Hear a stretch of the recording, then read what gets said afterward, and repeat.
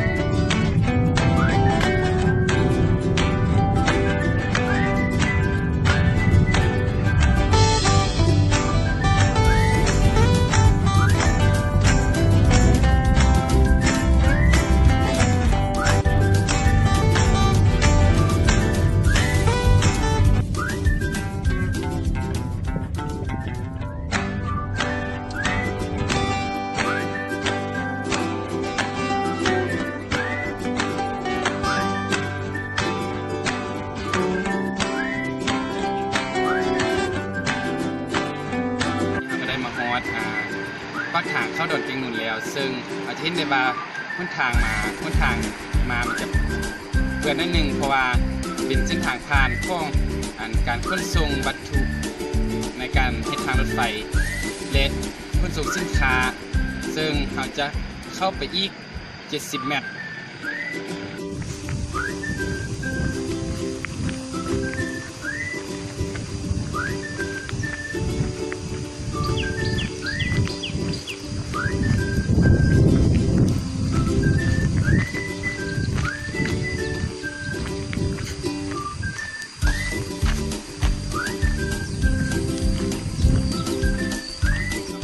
เข้ามาฮอดทางในข้องดอนแกงนูนแล้วซึ่งเราจะพาทุกคนไปเบิ่งคุ้มฟังสุขของทานองลีโมโอซึ่งเป็นนักสำรวจที่มีชื่อเสียงของโลกการเป็นนักสำรวจสา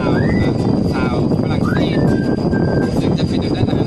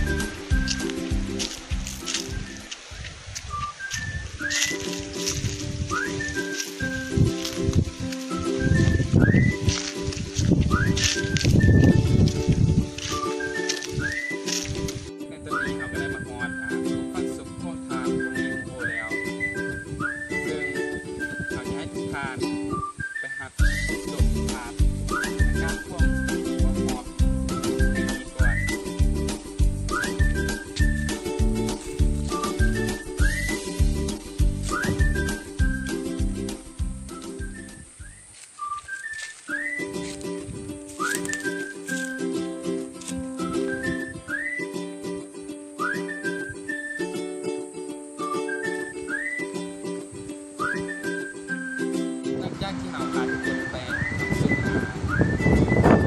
สถานที่ความสุขของทานแล้วเราจะพาทุกท่านมาทำสิ่ง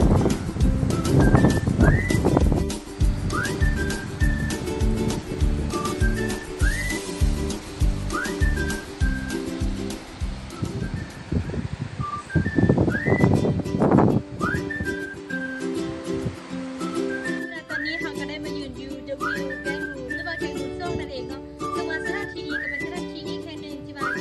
ให้คนนิยมมาเที่ยวมาพักผ่อนซึ่งว่าข้างในนั้นจะเป็นอะไรของไปทำชมกันเลยเนาะในตอนนี้เราก็ได้เข้ามาฮอดด้านในของเดวิวแกงนูนแล้วซึ่งทางด้านในของเดวิวแกงนูนนี้จะมีตู้ลายๆให้เราเลือกไม่ว่าจะเป็นทางด้านเชิงและด้านลุ่มจะเป็นให้เราได้สัมผัสน้ำด้านเชิงจะเป็นตู้แบบทั่วไปซึ่งให้เราเลือกตามใจมากธรรมชาติอยู่ที่นี้จะเป็นธรรมชาติที่สดชื่นและประกอบกับเสียงเพลงที่มันม่วนให้เราผ่อนคลายอารมณ์และจากการตึงเครียดในเวลาเฮ็ดเวียก ในตอนนี้เราก็ได้สั่งอาหารมาพิเศษพอแล้ว